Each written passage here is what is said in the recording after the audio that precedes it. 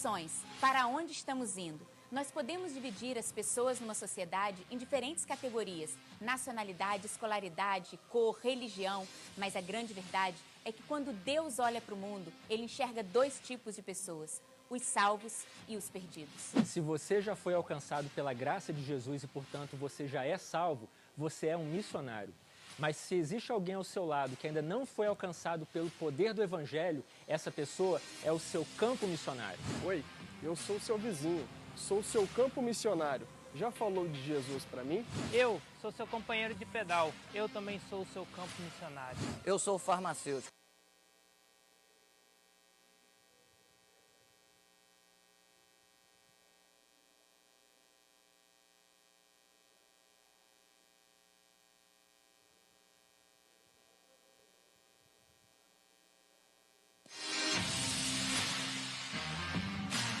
Missões.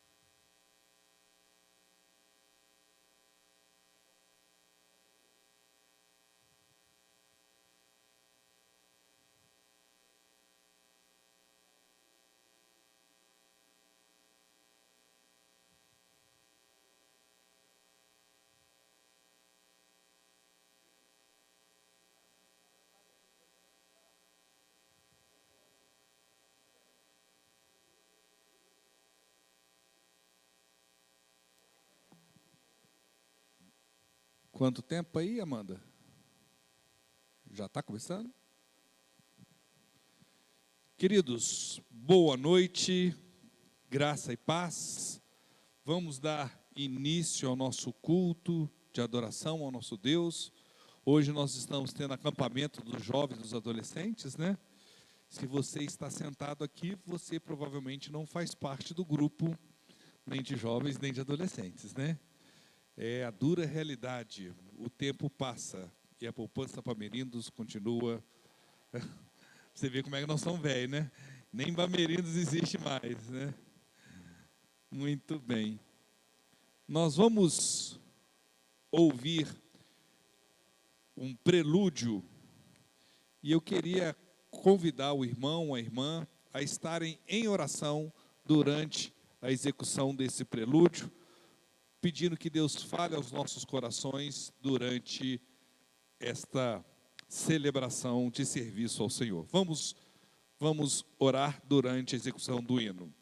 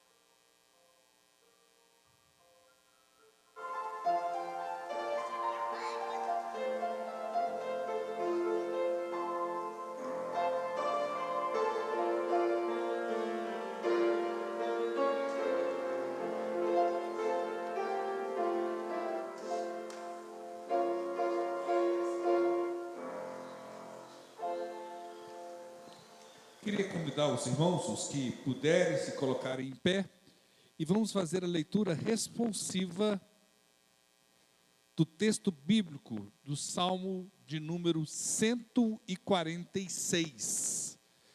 Esse belíssimo salmo, queria convidar os irmãos a fazermos a leitura responsiva. Diz assim a palavra do Senhor: Aleluia! Louve, ó minha alma, o Senhor.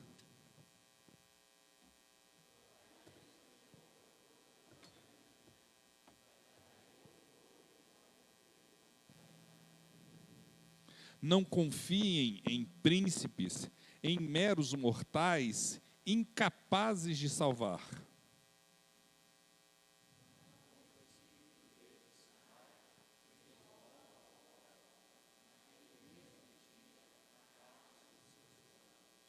Como é feliz aquele cujo auxílio é o Deus de Jacó, cuja esperança está no Senhor, no seu Deus.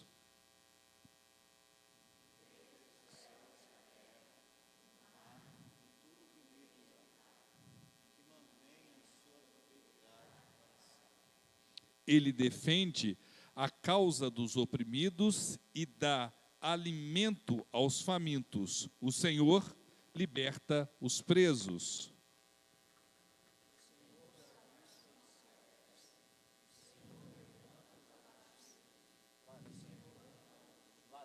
O Senhor protege o estrangeiro e sustém o órfão e a viúva, mas frustra o propósito dos ímpios.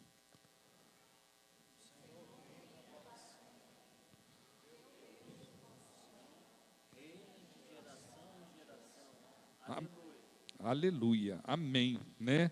Louve, ó minha alma, ao Senhor, louvarei o Senhor por toda a minha vida, cantarei louvores ao meu Deus enquanto eu viver. Assim diz os 2 primeiros versos desse belíssimo salmo. Eu queria que isso fosse verdade em nosso meio, que agora a gente vai poder louvar, bendizer o nome do Senhor. Faça isso com toda a alegria do seu coração.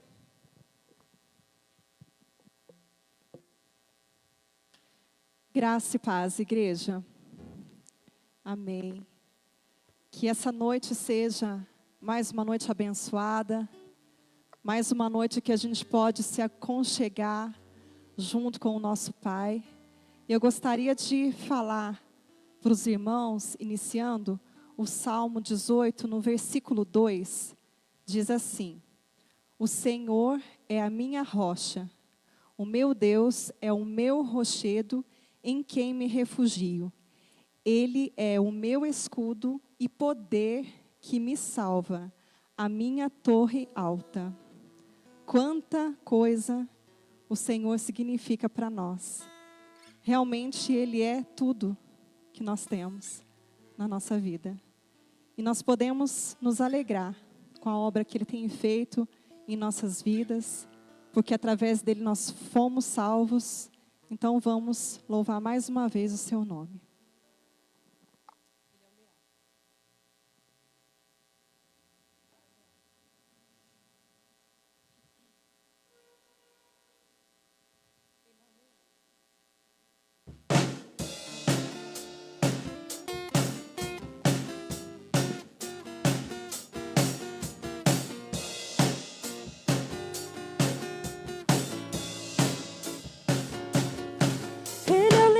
Tribo de Judá, Jesus tomou nossas cadeias e nos libertou.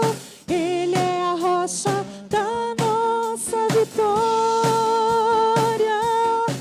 a nossa força em tempo de fraqueza, uma torre em tempo de guerra. Oh, esperança de Israel. Bem animado, vamos do início. Ele é o leão da tribo de Judá, Jesus tomou nossas cadeias e nos libertou. Ele é a rocha da nossa vitória, a nossa força em tempo de fraqueza, uma torre em tempos de guerra. Oh, esperança de Israel. fraqueza, uma torre em tempo de guerra. Oh, esperança de Israel. Oh, esperança de Israel. Oh, esperança de Israel.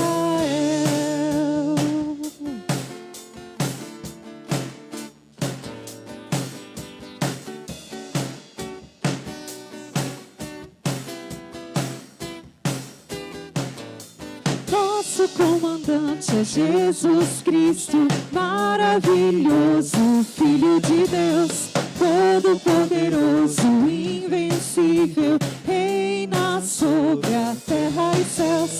Nosso comandante é Jesus Cristo, maravilhoso, Filho de Deus, todo-poderoso, invencível, reina sobre a terra e céus. Salvação pertence ao Senhor, dono da minha vida, que me fez mais que vencedor.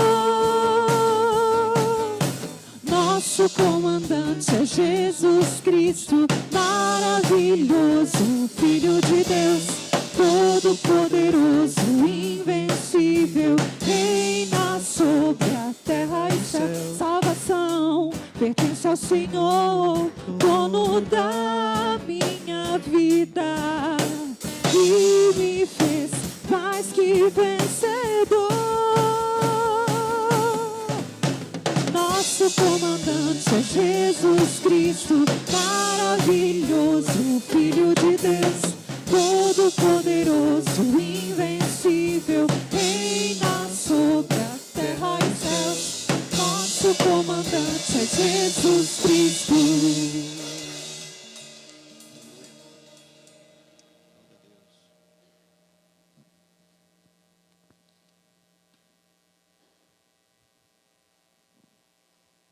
Muito bem.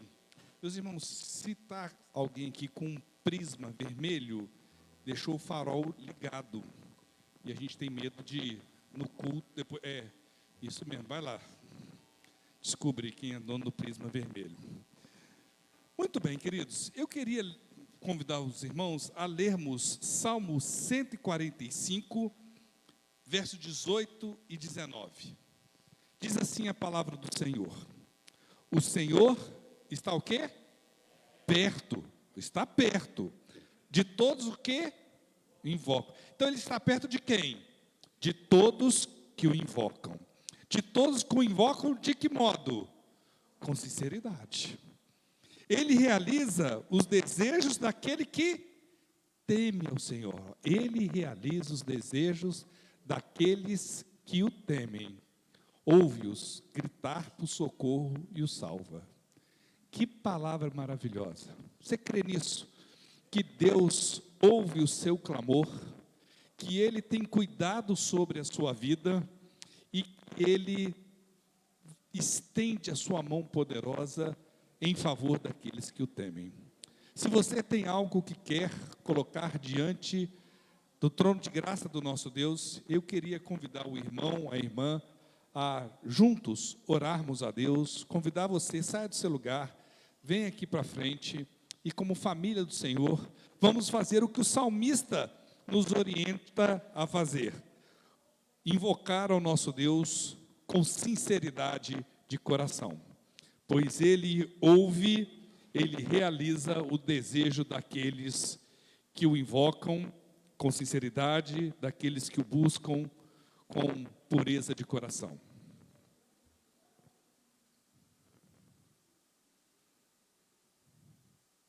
Vamos orar? Soberano Deus, obrigado, ó Pai, pelo privilégio de estarmos aqui. Rendemos graça, louvores e adoração ao Senhor, ó Pai.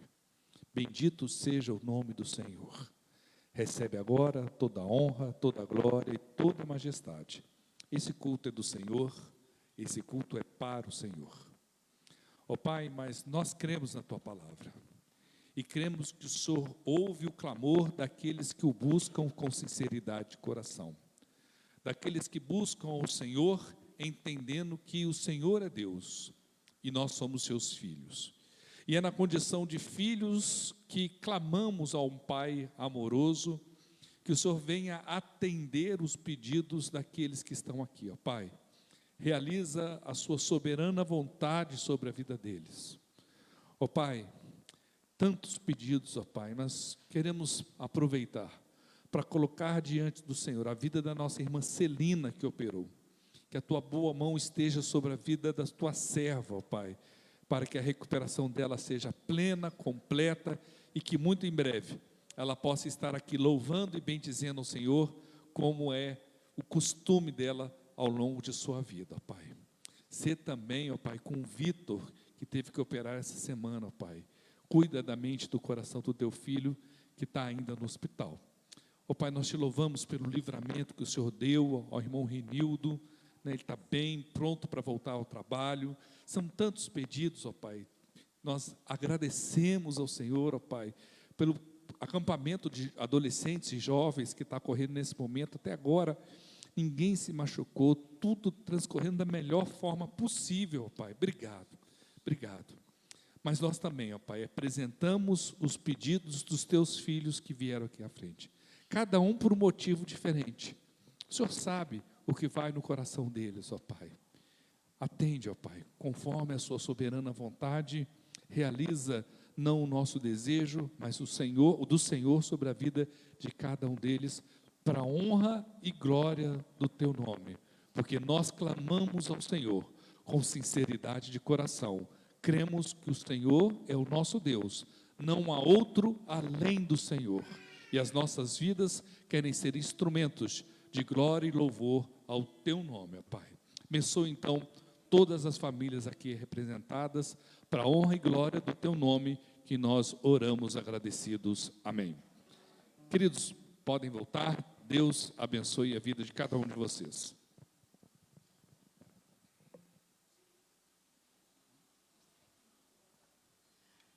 A palavra de Deus nos instrui que nós precisamos primeiro buscar o reino de Deus e toda a sua justiça. E todas as coisas nos serão acrescentadas. E ela também fala que nem só de pão o homem viverá, mas de toda a palavra que procede da boca de Deus. E essa música, ela fala exatamente isso, ela canta esses detalhes dessa verdade que nós encontramos nas Escrituras. E que a gente possa cantar dizendo isso a Ele, que nós nos rendemos e que tudo que nós temos vem dEle.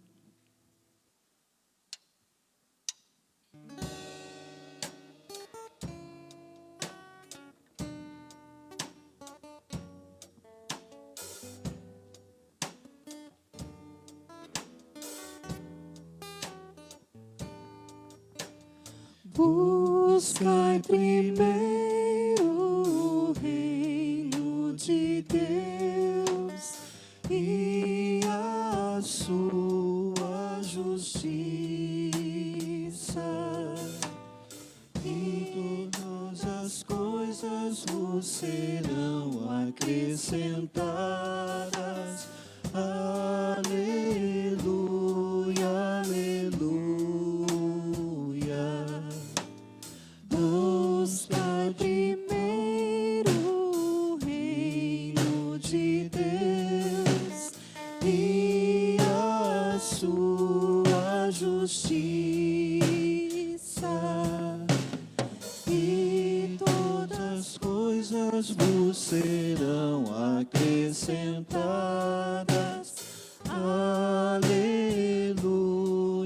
aleluia.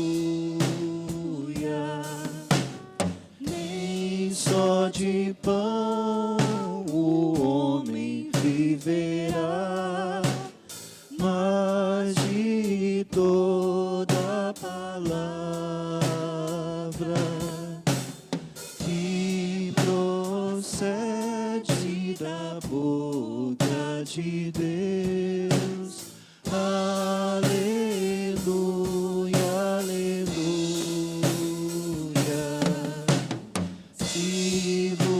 perseguem por causa de mim.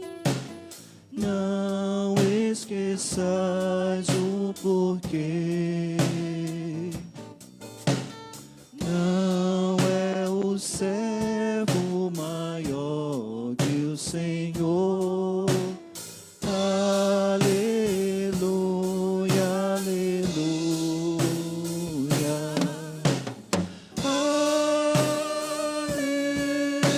Aleluia.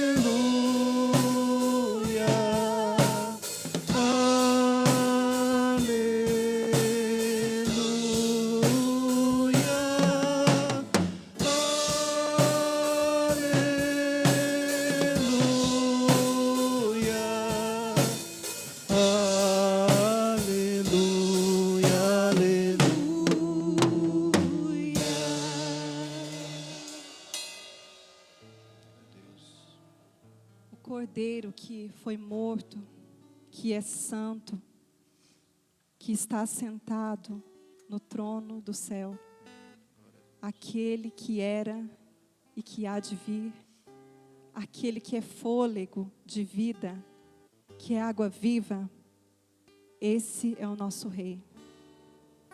Jesus, nós ficamos maravilhados, Deus, quando nós ouvimos o Teu nome, Senhor.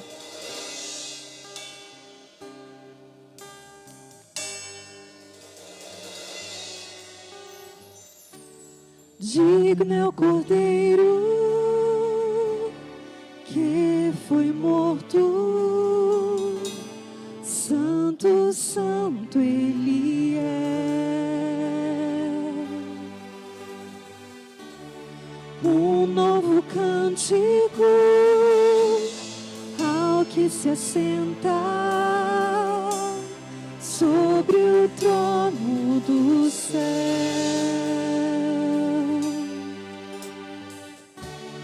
Digno é o Cordeiro que foi morto, santo, santo Ele é. Um novo cântico ao que se assenta sobre o trono do céu. Santo, santo, santo, Deus Todo-Poderoso, que era e é e há de vir. Com a criação eu canto louvores ao Rei dos Reis. És tudo para mim e eu te adorarei.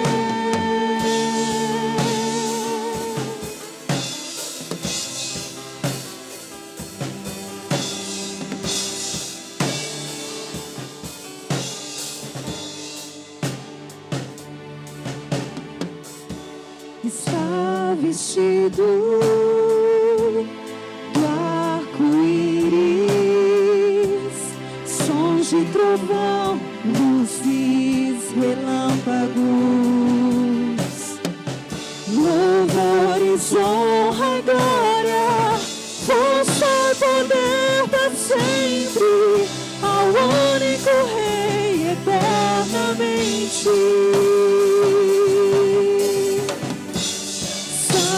Santo, santo, Deus Todo-Poderoso, que era e é e há de vir. Com a criação eu canto louvores ao Rei dos Reis.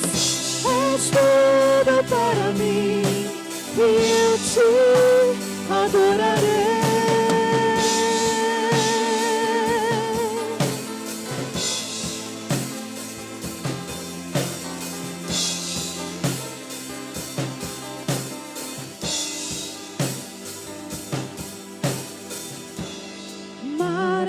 Maravilhado,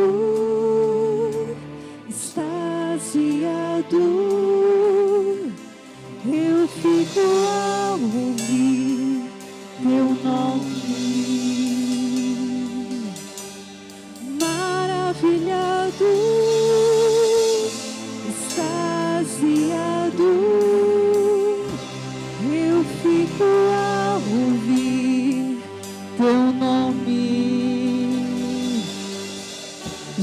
Jesus, teu nome é força, é fôlego de vida, misteriosa, água viva.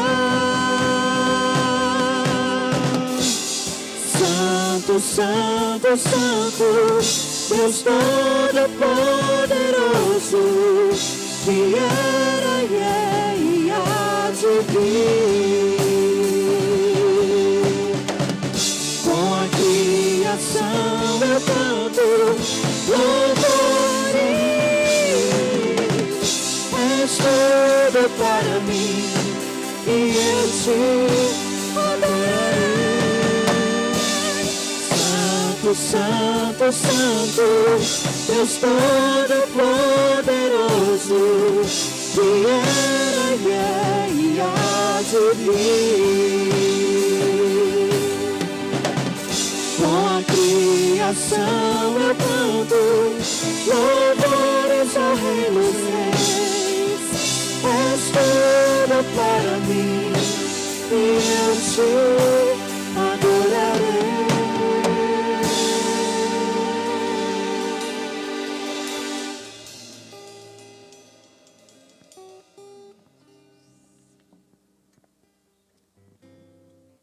Com fé e com zelo, eu tenho certeza que todos nós aqui queremos ter sempre comunhão com o nosso Deus e cumprir a sua vontade.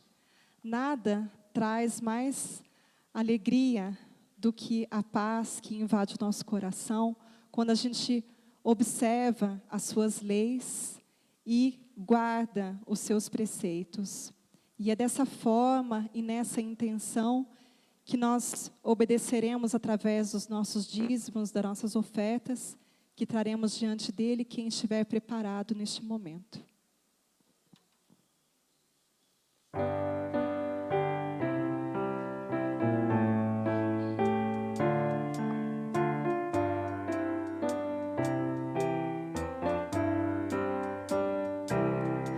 Em Jesus confia, sua lei observa. Oh, que gozo, que bênção, que paz. Satisfeitos guarda tudo quanto ordena. Alegria perene nos traz. Crer e observar tudo quanto ordena. O fiel obedece ao que Cristo manda. O inimigo falas e a calúnia mordaz. Cristo pode desprestigiar. Nem tristeza, nem dor, nem intriga maior poderão ao fiel abalar. Crer e observar tudo quanto ordenar. O fiel obedece ao que Cristo manda. Que delícia de amor, comunhão com o Senhor. Tem o crente zeloso e leal. O seu rosto mira, seus segredos priva, seu consolo constante e real. Crer e observar tudo quanto ordenar. O fiel obedece ao que Cristo manda. Resoluto, Senhor, e com fé selhado, os teus passos queremos seguir. Teus preceitos guardar, o teu nome exaltar, sempre a tua vontade cumprir. Crer e observar tudo quanto ordenar. O fiel obedece ao que Cristo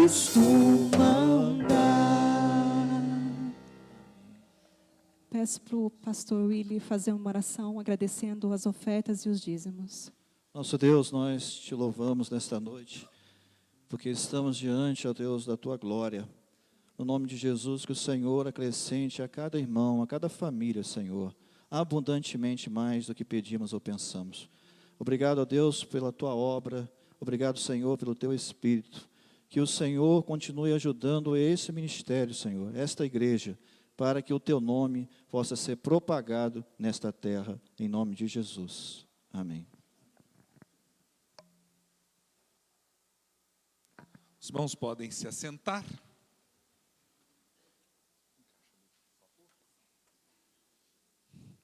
Muito bem. Eu queria saber se tem alguém aqui que está hoje pela primeira vez aqui conosco. Tem uma família ali, 3 pessoas, sejam muito bem-vindas.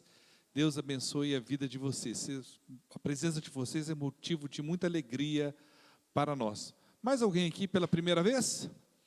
Não, todo mundo é de casa já, né? Então, muito bem.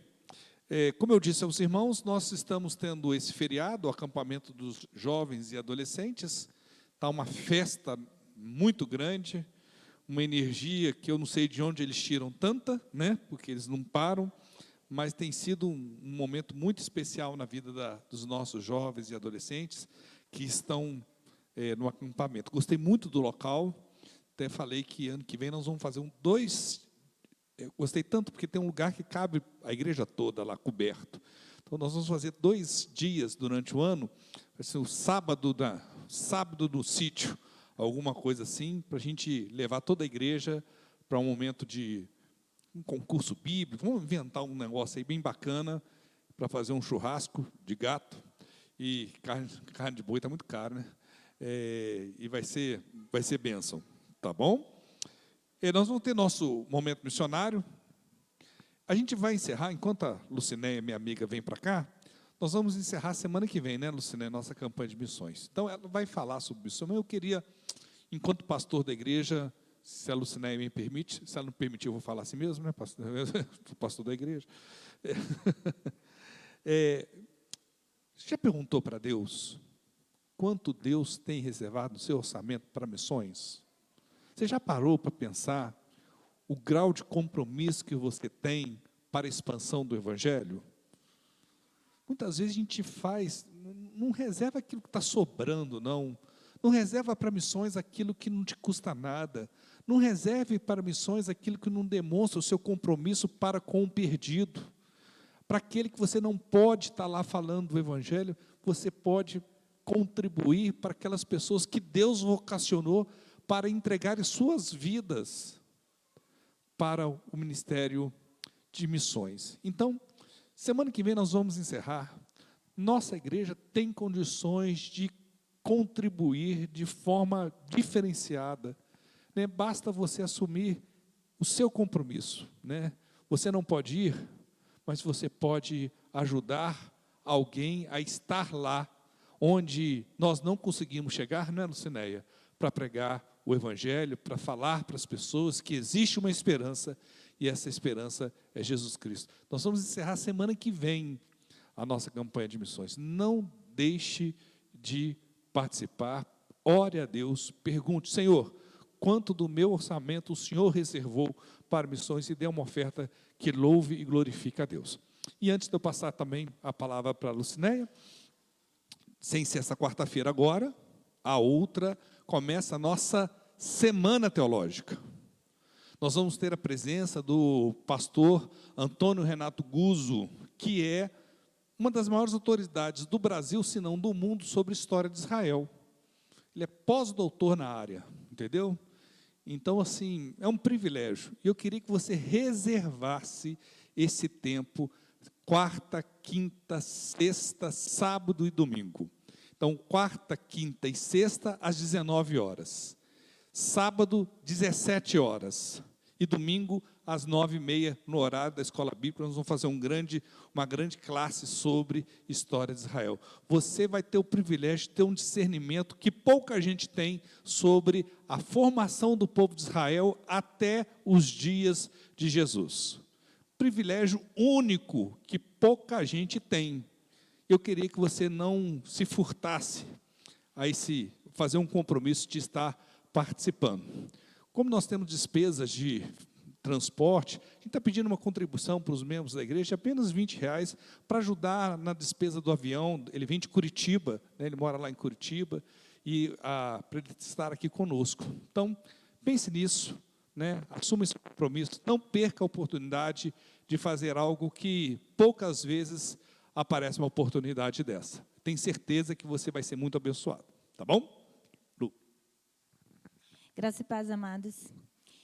Jesus Cristo é a única esperança. E antes de mostrar o vídeo que a gente já está preparado para apresentar para os irmãos, eu queria falar que Jesus Cristo, Ele é a única esperança, e isso a gente vivenciou domingo passado, e eu já falei pela manhã na IBD, mas eu gostaria de compartilhar com toda a igreja. Nós fizemos a cantina missionária, né? Nós fizemos o feijão tropeiro, e ao final sobraram algumas marmitas. E quando eu já sentia no meu coração o desejo de levar essas marmitas e entregar para algumas pessoas que a gente encontra pelas ruas. Mas, antes de falar nada, a Tani também sentiu a mesma coisa e falou: por que a gente não arranja alguém que leve essas marmitas e entregue para alguém que está precisando? E aí eu falei assim, não, então a gente mesmo leva, né? E aí a gente colocou no carro, e nossa primeira parada foi aqui na Praça dos Macacos. O meu marido Luciano e o João andaram pela praça para ver se tinha alguém lá que estava precisando de algum alimento. E o Luciano abordou 2 rapazes que estavam terminando de colocar uns materiais no caminhão. E aí falou com eles, nós somos da Igreja Batista, nós fizemos uma cantina missionária, nós estamos com algumas marmitas. Vocês desejam? Vocês aceitam alguma? E aí eles falaram assim, nós aceitamos sim. Nós estávamos orando a Deus, porque há 2 dias nós não comemos. E nós estávamos com muita fome. Então, foi um momento assim, muito emocionante para a gente, porque Deus, quando nós estamos sensíveis à voz de Deus, Ele nos usa para abençoar pessoas.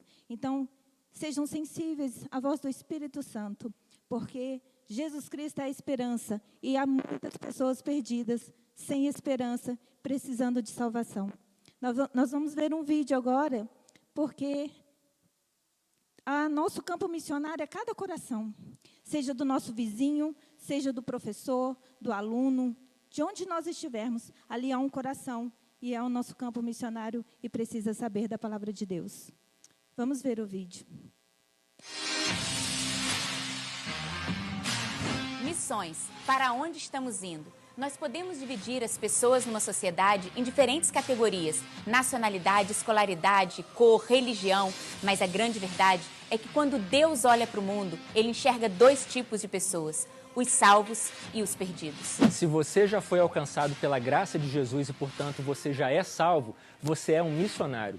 Mas se existe alguém ao seu lado que ainda não foi alcançado pelo poder do Evangelho, essa pessoa é o seu campo missionário. Oi, eu sou seu vizinho, sou seu campo missionário. Já falou de Jesus para mim? Eu sou seu companheiro de pedal, eu também sou o seu campo missionário. Eu sou farmacêutico, eu te atendo diariamente com medicamentos.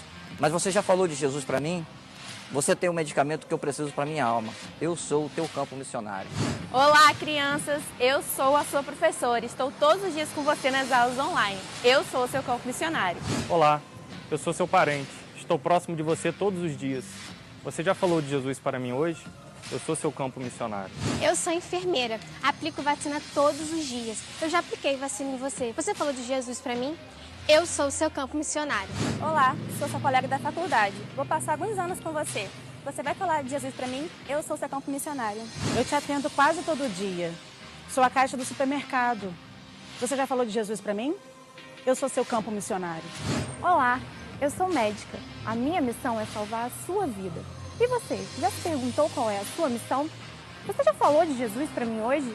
Eu sou seu campo missionário. Oi, tudo bem? Eu me encontro todos os dias em suas redes sociais, curtindo cada publicação e comentando também. E aí, você já falou de Jesus para mim? Eu sou seu campo missionário.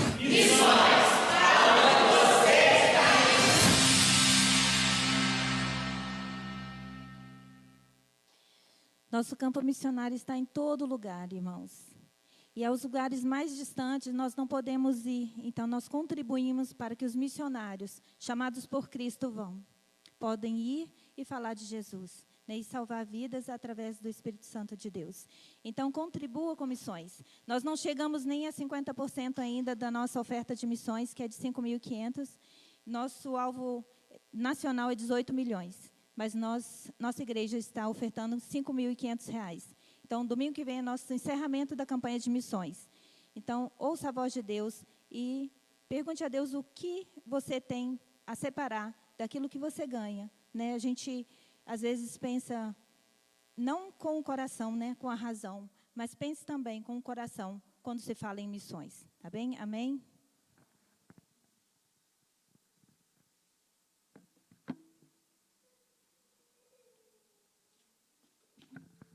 Obrigado, Lu. Acender a luz, isso, obrigado. Vocês viram a árvore de Natal, gente? Que linda, né?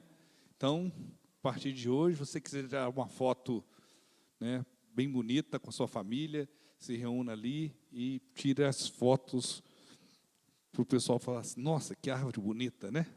Ficou muito bacana. Obrigado aí a Paulo e a Selma, que investiram o tempo e o talento que Deus deu para eles, para nos ajudar a ter essa bela árvore de Natal aí. A Lilian e a Julioca também. Nossa, Júlia, desse tamanho você já está fazendo essa arte? Obrigado também. Queridos, eu queria também, desculpa, eu esqueci de apresentar, né? Minha tia Alice está aí, veio lá de BH, veio passear. Muito obrigado pela sua presença. E a gente tem que aturar a Cíntia e o Daniel também, que são filhos dela, que não é o mesmo prazer de recebê-los, mas, de qualquer forma, eles estão aí, né? Sejam bem-vindos também. Né, Dani?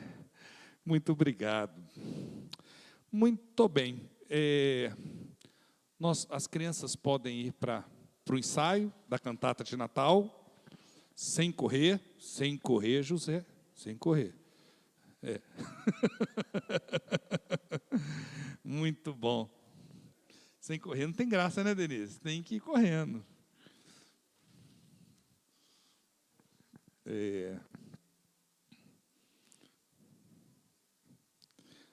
Muito bem.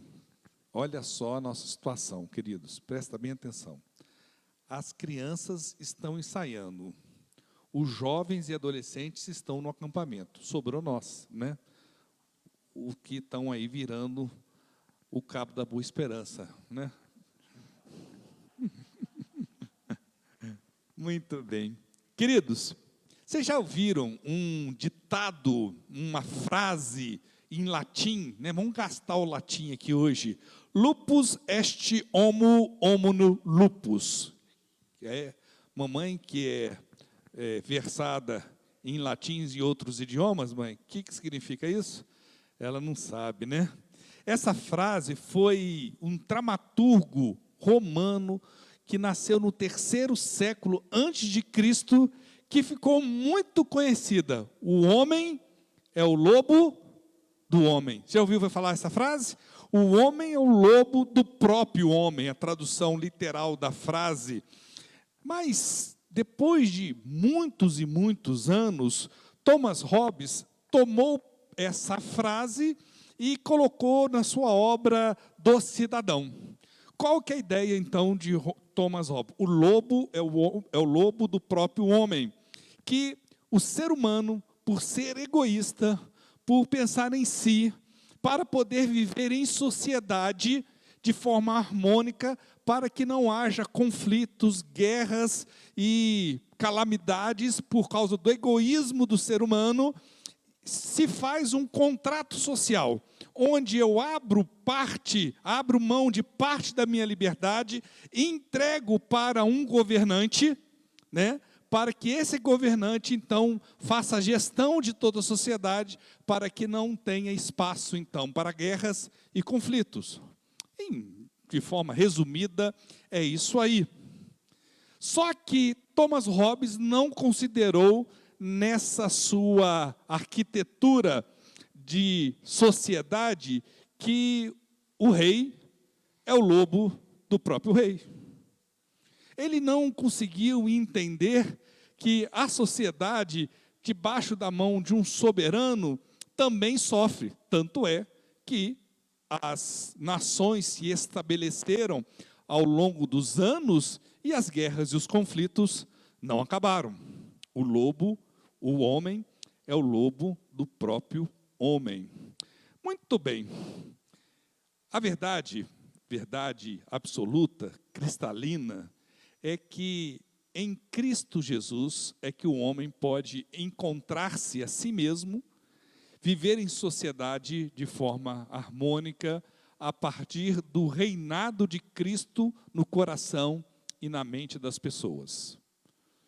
Isso aí, infelizmente, Thomas Hobbes não conseguiu entender. Por que eu estou falando isso? Nós estamos fazendo uma caminhada no livro de Neemias, né? A gente viu lá Neemias, o homem que se importava, perguntando como é que estava a situação em Jerusalém. A gente tem que lembrar que na época que Neemias vivia, boa parte do povo judeu vivia exilado, né? lá na Babilônia, havia sido exilado. E ele nasceu durante o exílio. E ele ficou querendo saber como é que estava a terra dos pais dele. E ele descobriu que a cidade tinha os muros destruídos, as portas queimadas, a situação era calamitosa, calamitosa. Ele chora, ele ora, ele se envolve e começa então a promover uma grande reconstrução daqueles muros e a recolocação das portas das cidades. Deus agiu de forma tremenda, fazendo com que tudo se encaixasse para que essa grande obra pudesse ser iniciada. E, de fato, a gente vê no capítulo 3, toda a população começando a construir o muro, todo mundo unido, juntos. No capítulo 4, então, surgem os oponentes, aqueles que não queriam que o muro fosse reconstruído, os inimigos de Jerusalém, os inimigos do povo de Israel. E a gente viu como Deus, a partir de Neemias, quando Neemias orou, Deus deu a estratégia certa para que a obra não parasse. Como é que o povo reconstruiu o muro a partir do capítulo 4? Com uma mão, reconstruiu o muro, e com a outra mão, tinham uma espada. Falou assim, olha, não vem nos atacar não, porque Deus revelou para a gente o que vocês planejavam para impedir a reconstrução e a recolocação dos muros e das portas de Jerusalém. Mas é incrível, né, meus irmãos? Quando o inimigo percebeu que não conseguiu parar com a obra, ele insuflou a divisão a partir do próprio povo. É uma coisa incrível. A liderança do povo fez com que quase que o projeto de Deus não se concretizasse para aquela nação. E é isso que nós vamos ver hoje. Como, infelizmente, muitas vezes, a própria sociedade, a própria igreja, nós podemos ser o lobo de nós mesmos. Vamos ler o texto bíblico em Neemias, capítulo 5, a partir do verso 1, de 1 a 5. Ora, o povo, os homens e mulheres, começou a reclamar muito dos seus irmãos judeus. Alguns diziam, presta atenção, nós e nossos filhos e filhas somos numerosos, precisamos de trigo para comer e continuar vivos. Outros diziam, tivemos que penhorar nossas terras, nossas vinhas e nossas casas para conseguir trigo para matar a fome. E havia outros que diziam, tivemos que tomar dinheiro emprestado para pagar o imposto cobrado sobre as nossas terras e as vinhas. Apesar de sermos do mesmo sangue dos nossos compatriotas e dos nossos filhos serem tão bons quanto os deles, ainda assim temos que sujeitar os nossos filhos e as nossas filhas à escravidão. E, de fato, algumas de nossas filhas já foram entregues como escravas e não podemos fazer nada, pois as nossas terras e as nossas vinhas pertencem a outros. Queridos, qual que era a situação de Israel naquela época? E nesse trecho, nesses 5 versículos, o povo de Israel é dividido em 4 categorias. Presta bem atenção. O primeiro grupo era daqueles que não possuíam nada. Os miseráveis. Eles precisavam de comida e não tinham comida. Luciné acabou de falar de alguém que estava há 2 dias sem comer. Hoje, gente, já aconteceu de você se programar para almoçar? Você sabe que está na sua casa, tem comida. Mas aí você vai resolver o negócio e atrasa. Você se atrasa, complica. E começa, o estômago começa a roncar. Né? Eu fico num estado de nervo terrível. Meu. Se passar da hora de eu comer, eu fico desorientado. Não é assim? Agora imagina, mas a gente sabe que tem comida na nossa casa. A gente sabe que tem lá o arroz, o feijão, o sustento que Deus tem nos dado. E para aquelas pessoas que estão com fome e sabem que não tem nada dentro de casa? Terrível, né? Terrível. Quando eu fui na Angola, poucas vezes eu vi tanta miséria na minha vida como, infelizmente, naquele país. Poucas vezes. Poucas vezes eu vi tanta criança, milhares de crianças, jogadas no mundo, com trapos, não é roupa, aquilo não é roupa, é trapo, trapo mesmo. Havia esse grupo em Israel, de miseráveis. O segundo grupo eram proprietários de terras que tiveram que hipotecar suas terras para poder comprar comida. Então, o que acontece? A situação está muito complicada, você não tem dinheiro, você hipoteca sua casa, sua terra, para poder comprar, então, comida. Você compra comida, mas não tem dinheiro para pagar a hipoteca. O que aquele que emprestou o dinheiro faz? Toma a sua terra. Segundo grupo. Terceiro grupo, os proprietários de terras que tiveram que pegar dinheiro emprestado para pagar seus impostos. Né? A gente tem 2 certezas quando nasce. 2 certezas. Uma, que um dia a gente vai morrer. E a outra, que a gente vai pagar imposto. Isso não tem para onde fugir. Desde que o mundo é mundo, tem imposto.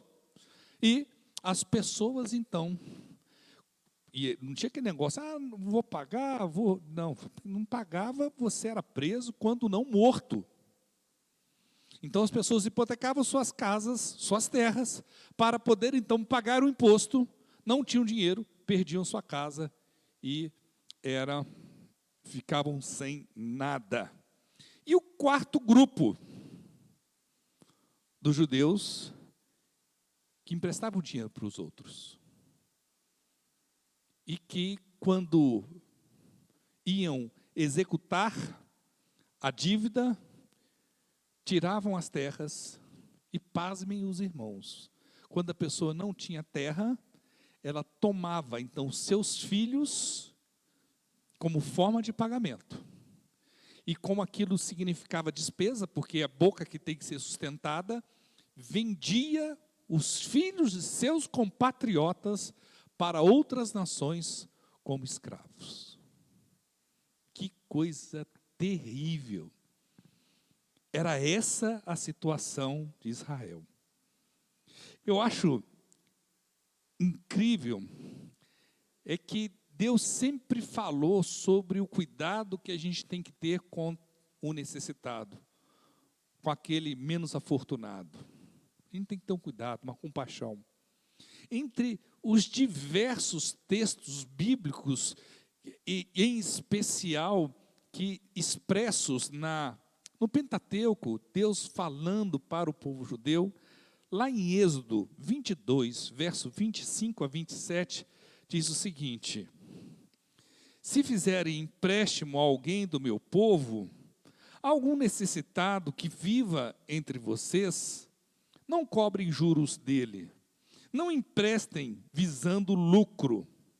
Se tomarem como garantia o manto do seu próximo, devolva-no até o pôr-do-sol, porque o manto é a única coberta que ele possui para o corpo. Em que mais se deitaria? Quando ele clamar a mim, eu o ouvirei, pois sou misericordioso. Meus irmãos, tinha gente que era tão miserável, qual que era a única coisa que ele podia deixar como garantia de pagamento? Era a sua coberta. E o povo ia lá e tirava a coberta daquele que não tinha absolutamente nada. Deus sempre falou, e a gente tem vários e vários textos que falam sobre isso. Inclusive, depois procure lá em Deuteronômio, capítulo 25, tem um ano do jubileu, onde Deus estabeleceu dentro do povo de Israel que de tanto em tanto tempo as dívidas eram consideradas quitadas, para que o abismo entre os mais pobres e os mais ricos não aumentasse cada vez mais. O ano do jubileu, o ano do perdão das dívidas, para que as pessoas pudessem se reconstruir. Antes do exílio que Neemias estava vivendo, muitos anos antes, Deus já havia falado através de diversos profetas que essa situação de injustiça social seria uma demonstração clara do distanciamento do povo judeu para com Deus, e que, como consequência desse distanciamento, eles seriam levados cativos. Antes de Neemias viver o que estava vivendo, antes do povo viver o que estava vivendo, Deus já havia falado que um dos motivos era injustiça social. Vamos ver em Amós, capítulo 2, verso 6. Assim diz o Senhor: por 3 transgressões de Israel, e ainda mais por 4, não anunarei o castigo. Vendem por prata o justo, e por um par de sandálias o pobre. Pisam sobre a cabeça dos necessitados como pisam no pó da terra. Negam justiça ao oprimido. Pai e filho possuem a mesma mulher, e assim profanam o meu santo nome. Inclinam-se ao lado de todo altar, com roupas tomadas como penhor. No templo do seu Deus bebem vinho, recebido como multa. Queridos, isso aqui é uma declaração que Deus abomina a injustiça social, e que Ele está vendo o que as pessoas estavam fazendo naquela época. E que, em função disso, um dos motivos pelos quais o castigo de Deus viria sobre o povo de Judá, e eles seriam levados cativos. Mesmo com esse aviso, mesmo com toda essa proclamação através dos profetas de Deus, o povo continuava. Depois de cativo, o erro permanecia. As pessoas não se importavam com o outro. Na realidade, eu creio de todo o meu coração que o motivo dessa reclamação do povo com Neemias, falando dessa situação que eles estavam vivendo, não foi motivado pela obra. Não. O motivo, a briga, o problema já existia. Mas quando todo mundo se uniu para trabalhar, ele veio à tona. Queridos, eu fico questionando como é que a gente pode falar que ama a Deus, a quem a gente não vê, se a gente não consegue amar o nosso irmão, aquele que está necessitado, aquele que tem problema, que dá trabalho para a gente, a quem a gente vê. Como é que a gente pode achar que a injustiça, a busca desenfreada por lucro, o egoísmo, o egocentrismo, aquela vida que muitas vezes nós vivemos pensando exclusivamente no nosso umbigo, pode agradar a Deus? Sabe os irmãos que não agrada. Sabe os irmãos que Deus conhece o nosso coração. Sabe os irmãos que Ele sabe o quanto você se importa e se preocupa com o outro. Muito bem. Quando Neemias, então, ouve a reclamação daquele povo, daquela grande obra que estava sendo realizada, ele convoca, então, uma grande assembleia. Então, uma grande obra para um grande Deus com uma grande assembleia. Vamos ler a assembleia que Neemias convocou, então, o povo.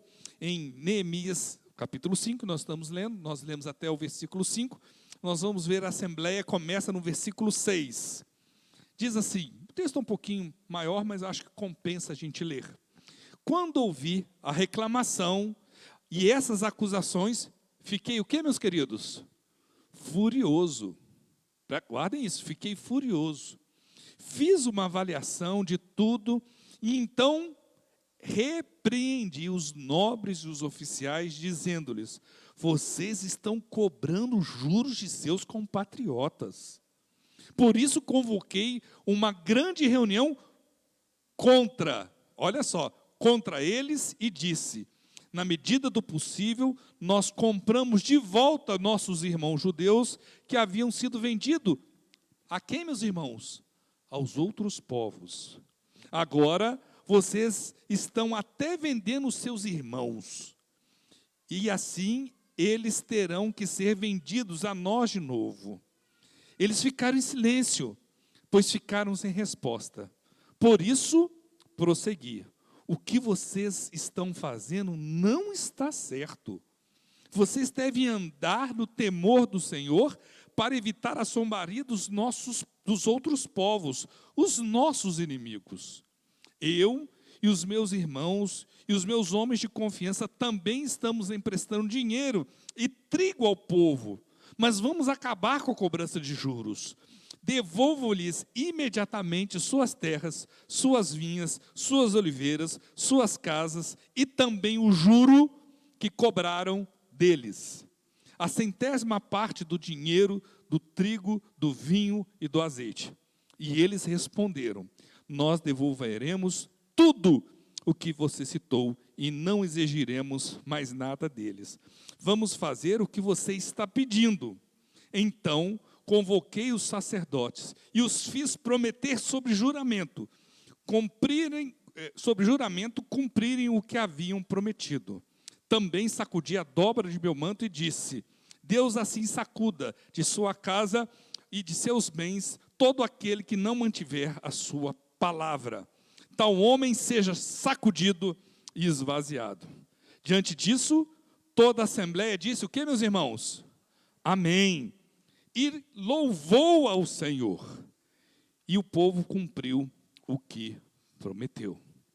Queridos, o homem é o lobo do homem. É incrível, né? Uma coisa, queridos, é a gente ter que enfrentar Sambalate, Tobias, o árabe, Gessem, aquele pessoal que é inimigo declarado do povo de Israel.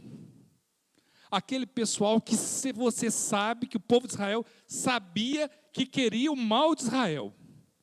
Outra coisa é você ter que administrar aqueles que deveriam estar contribuindo para o avanço do trabalho, para o estabelecimento do reino de Deus entre o povo de Israel, estavam trabalhando contra. Isso é terrível. E infelizmente, queridos, isso acontece no nosso meio, na igreja de Jesus Cristo. Uma coisa é a gente ter aquelas pessoas que se opõem frontalmente ao Evangelho. Aquelas pessoas que chamam a gente de ignorantes, chamam a gente de, sei lá, o termo que eles querem, que se afrontam contra o poder do Evangelho. São inimigos do Evangelho. A gente tem que saber lidar com essas pessoas debaixo da direção de Deus com amor. Mas outra coisa, completamente diferente, é quando a gente tem que enfrentar a divisão de dentro da igreja. gente que deveria estar ajudando a avançar o Evangelho, a proclamar que existe esperança, essa esperança é Cristo, gente que deveria estar remando junto para que o nome de Jesus Cristo fosse levado às pessoas que Deus tem colocado na nossa vida, e elas trabalham contra. Aí é difícil demais. É muito difícil. É muito difícil.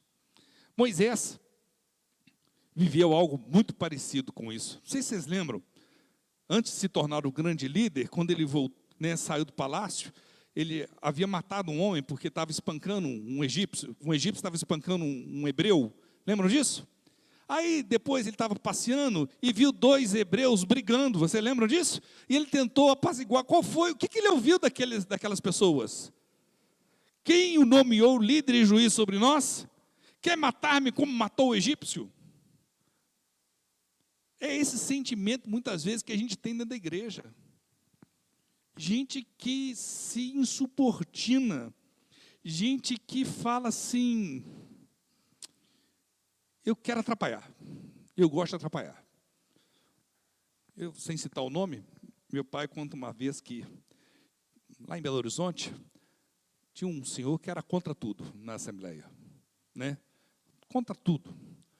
E na Assembleia lá foi assim, tipo assim, quem é favorável para encerrar a sessão? Ele falou: eu sou contra. Contra encerrar a sessão? E só que ele estava conversando, não tinha visto que a proposta era para encerrar a sessão. Aí o pastor não falou: mas por que você... É meu direito ser contra, é meu direito ser contra.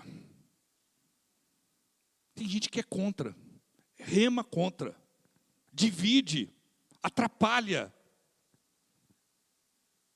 se impõe contra. Querido, o texto fala que Neemias ficou furioso. E eu falo que lá em Salmos, número 4, verso 4, tem algo espetacular. Quando vocês ficarem irados, o que a gente tem que fazer? Não pequem. Ao deitar-se, reflitam nisso e aquietem-se. A gente não pode deixar que o problema faça com que a gente gere problema. Já viu aquele negócio? Né? O Elcias faz uma coisa contra mim, e aí o que eu faço? Eu faço uma contra o Elcias. E eu justifico o meu erro com o problema que eu tenho com o Elcias. Está certo? Um erro anula outro erro? Não. São 2 erros agora, né, irmão? São 2 erros, um dele e o meu. A gente tem que ter muita responsabilidade diante de Deus, diante dos problemas que a gente encontra enquanto igreja de Jesus Cristo.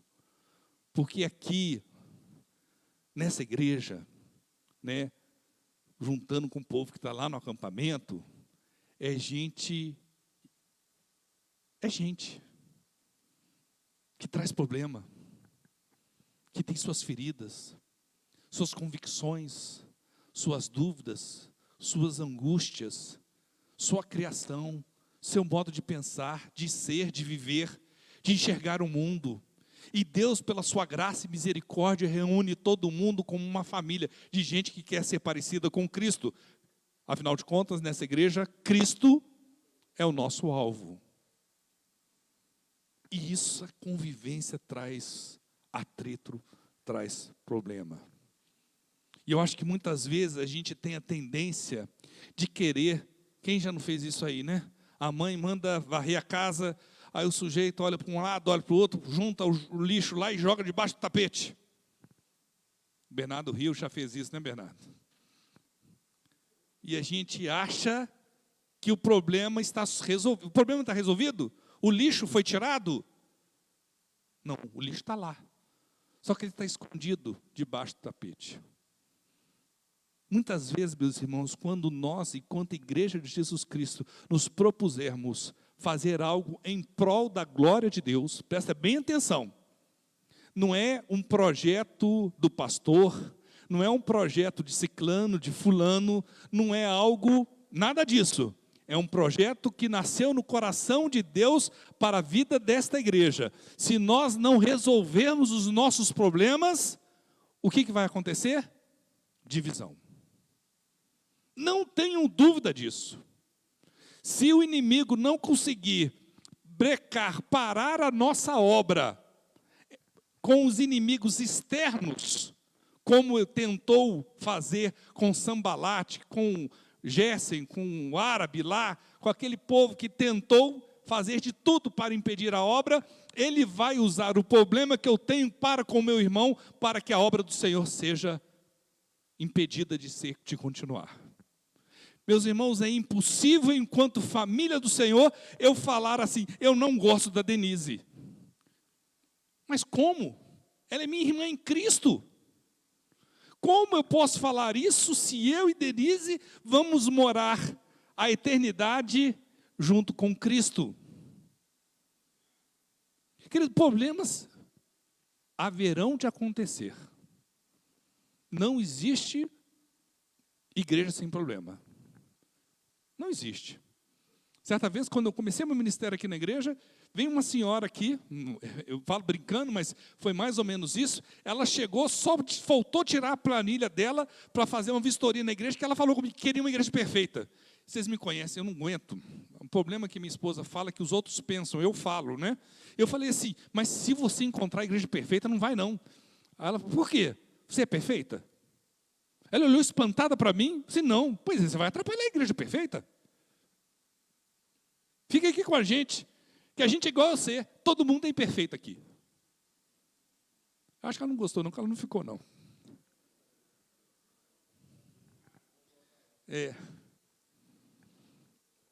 Está procurando até hoje, né, Paulo? Está procurando até hoje a igreja perfeita. E ela não vai encontrar nunca. Porque o apóstolo Paulo, ele falava algo que eu acho fantástico no capítulo 7 de Romanos. O bem que eu quero fazer, é esse que ele faz? Não, não faz. O mal que ele não quer fazer, ele faz. Miserável homem que sou. Queridos, nós precisamos aprender a tratar os nossos problemas. Precisamos muitas vezes, como Neemias fez, fazer uma grande assembleia diante de Deus e resolver as nossas diferenças. Resolver as nossas diferenças. E muitas vezes a gente tem problema com o outro do nada, né? Eu fui gestor durante alguns anos na indústria farmacêutica e pela primeira vez eu fui gestor de mulheres. E numa reunião que a gente estava no hotel lá em Belo Horizonte, o Hotel Tauá, não sei se alguns irmãos conhecem, um hotel grande lá na Grande BH, e uma moça, não vou falar o nome, porque esse mundo é muito pequeno, falou assim, João Marcos, você não vai tomar providência? Eu falei assim, de quê? Você não vai tomar providência, então, nossa situação é muito grave, porque todo mundo sabe e eu não sei, e eu sou o gestor. Aí eu falei assim, não, vamos conversar, não é possível, você não vai tomar providência. Mas de quê, minha filha? Me fala. Aí quando eu falei assim, só posso tomar depois que você falar comigo. Fulana fica olhando para o meu cabelo. Você tem a dó e paciência? Tanto serviço, virando noite trabalhando. A pessoa cria problema da cabeça dela. E muitas vezes a gente acontece aqui. Acontece entre nós. A gente acha que o outro não gosta da gente por nada. E quantas vezes, né, meu irmão? Vou fazer um parênteses aqui. Nós vivemos uma época triste, com 54 anos de vida, eu nunca pensei que fosse viver. Nós estamos dividindo a sociedade em duas categorias, né? Os mortadela e os coxinha. Quem é mortadela não pode comer coxinha, quem é coxinha não pode comer mortadela. Ele sim, ele não. E a gente tem deixado que isso afaste, que crie divisão entre a gente. Não pode. Não pode, querido. Não pode.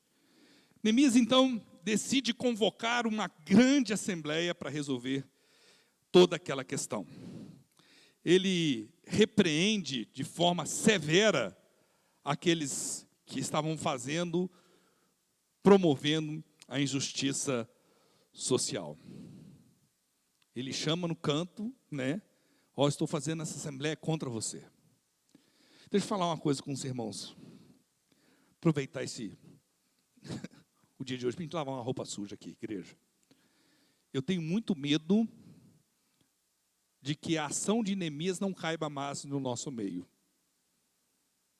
Esse negócio da gente chamar alguém para chamar atenção, isso não tem mais espaço, não. Nós vivemos uma época que crente tem a língua feroz e o ouvido sensível.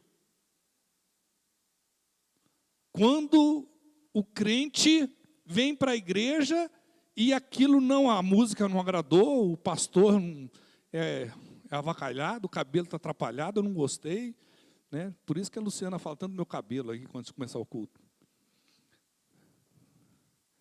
Queridos, Igreja de Jesus Cristo tem que falar, pregar. Primeiro,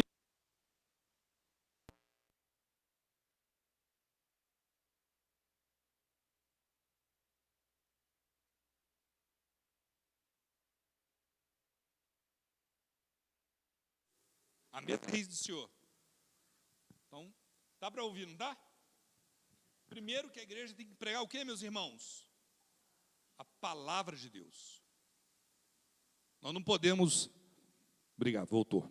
Nós não podemos nos desviar nem para a esquerda, nem para a direita daquilo que é revelado por Deus à humanidade. Igreja de verdade fala contra o pecado.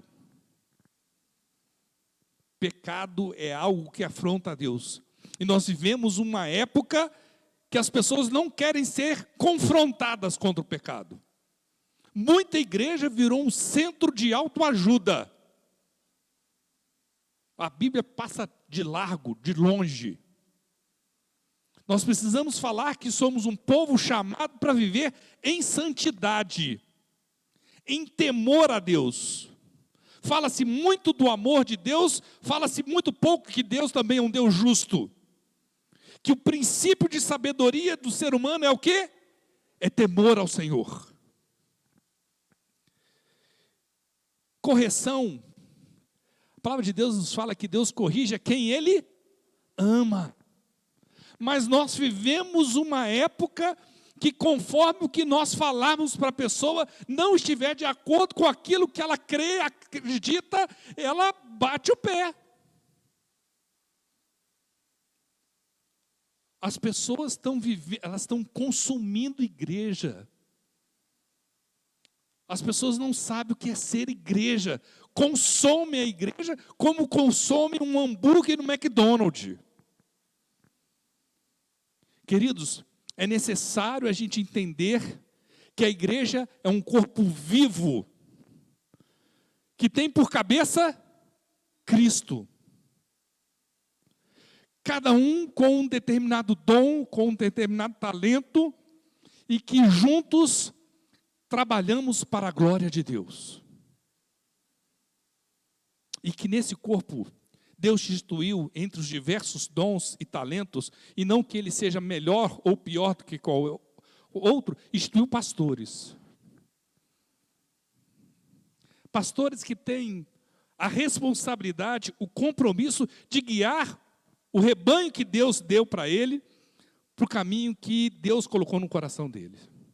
E como é difícil fazer isso, meus irmãos. Faço isso caminhando para 4 anos aqui com os irmãos, com alegria no coração. E enfrentar os inimigos externos é muito fácil. A gente sabe que ele é nosso inimigo. Mas quando a divisão vem de dentro, dói. Porque o tempo é tão pouco. O tempo é tão curto. Quantas vezes a gente gasta tempo precioso que a gente poderia estar proclamando em comunhão, fazendo algo para a glória de Deus, e a gente faz gestão do caos. Gestão do caos, isso é terrível. Em Provérbios, capítulo 15, verso 31 e 32, diz o seguinte, meus irmãos: quem ouve a repreensão construtiva terá lugar permanente entre os sábios. Quem recusa a disciplina faz pouco caso de si mesmo, mas quem ouve a repreensão obtém entendimento.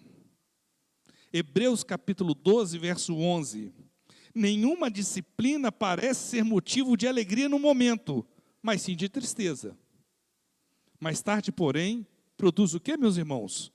Fruto de justiça, e não é só justiça, e paz, para aqueles que por ela foram exercitados.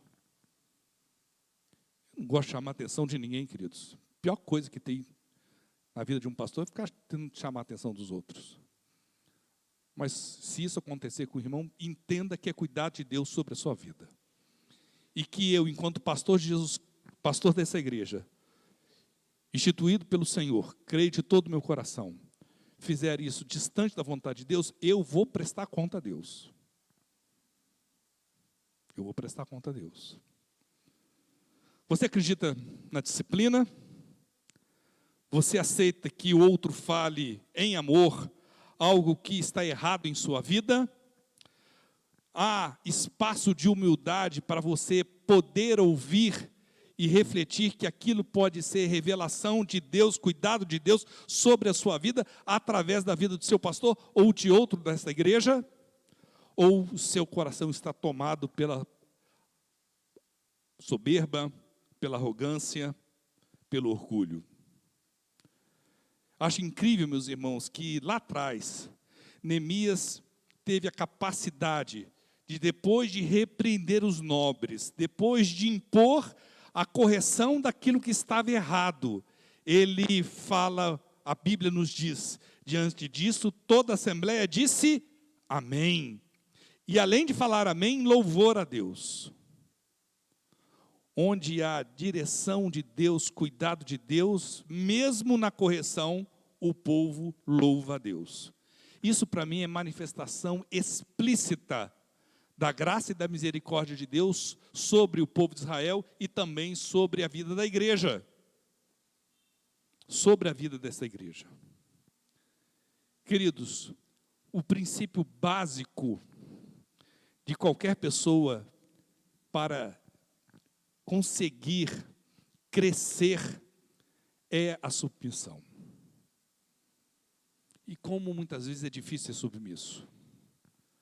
Porque ser submisso implica em muitas vezes não fazer aquilo que eu quero. Não é verdade? Mas esse é um princípio. A submissão. Lá em Provérbios capítulo 14, verso 12, há um texto que eu amo. Há caminho que parece certo a um homem, mas no final faz o quê, meus queridos? Conduz à morte. E muitas vezes, queridos, Deus permite que aquele que está de fora, aquele que está vendo a situação, sem estar envolvido na situação, tenha uma percepção diferente sobre aquilo que você está vivendo.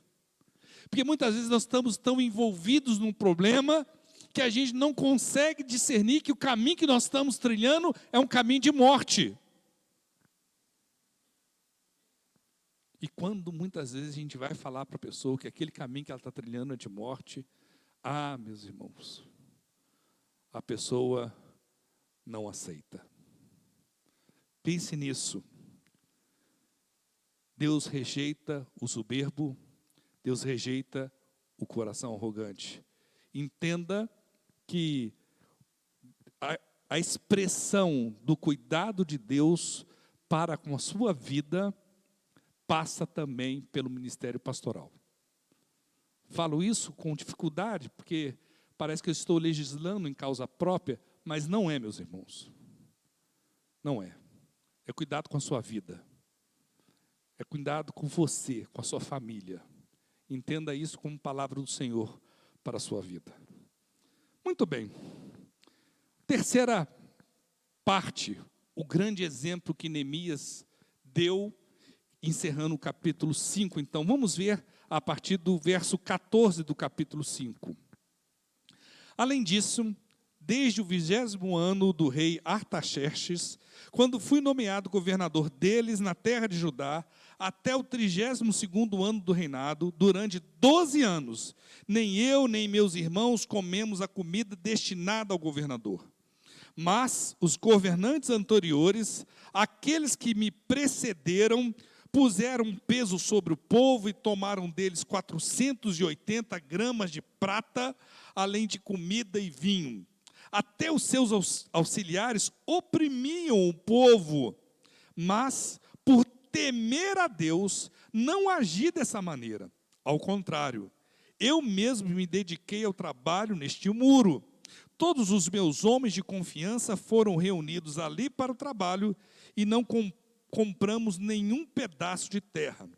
Além do mais, 150 homens entre os judeus do povo e seus oficiais comiam à minha mesa, como também pessoas das nações vizinhas que vinham visitar-nos. Todos os dias eram preparados à minha custa um boi, 6 das melhores ovelhas e aves, e cada 10 dias eu recebia uma grande remessa de vinhos de todo tipo. Apesar de tudo isso, jamais exigia comida destinada ao governador, pois eram demasiadas as exigências que pesavam sobre o povo. Lembra-te de mim, ó Deus, a oração dele, lembra-te de mim, ó Deus, levando em conta tudo o que fiz por este povo. Eu nunca vou me esquecer, queridos, quando morava em Belo Horizonte, o Colégio Batista Mineiro, lá de BH, local que a Luciana foi professora durante muitos anos, criou um ano, eu não lembro agora qual ano, um slogan que teve um impacto muito grande sobre a minha vida. O melhor ensino, é o exemplo. E isso é uma verdade arrebatadora. O melhor ensino é o exemplo.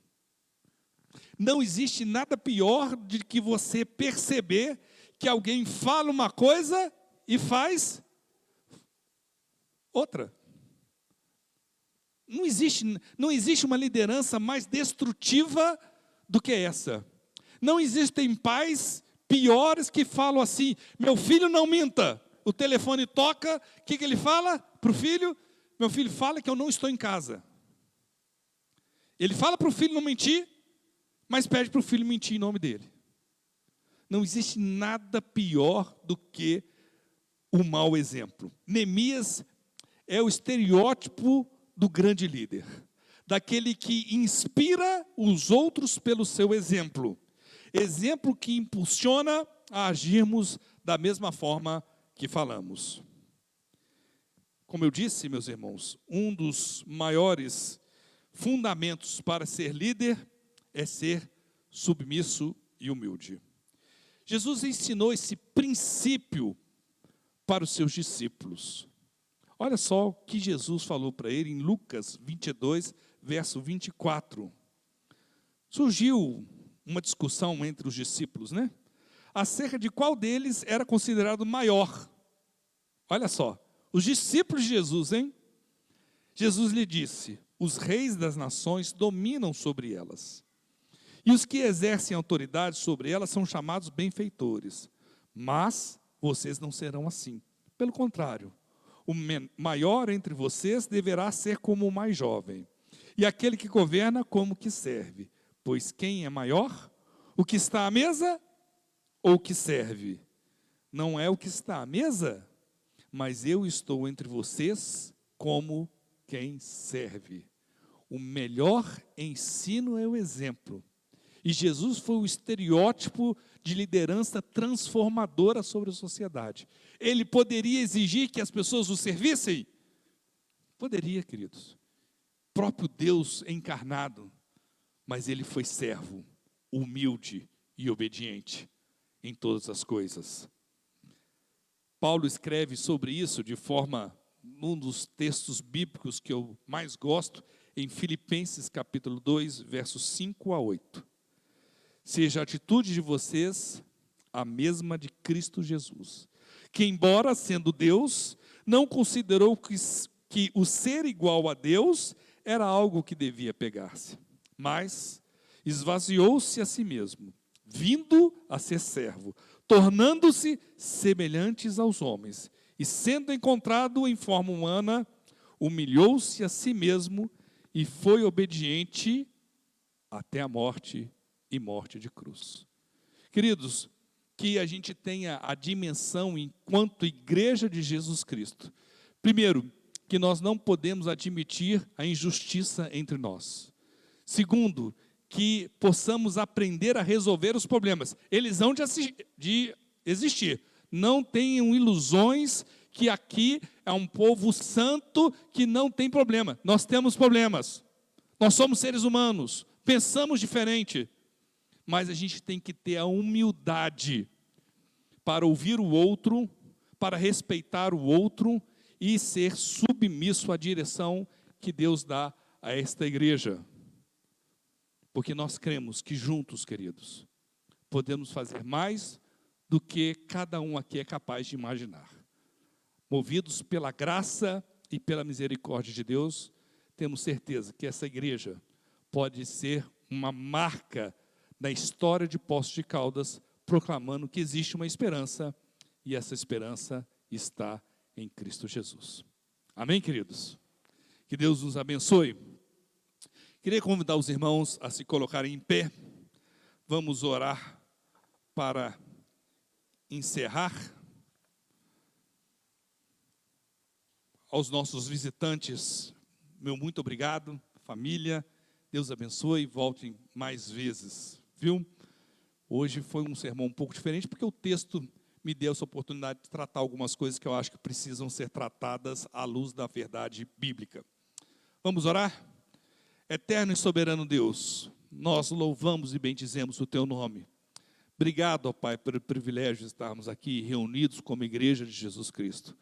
Recebe esse culto como forma e expressão do nosso amor e da nossa adoração ao Senhor, ó Pai.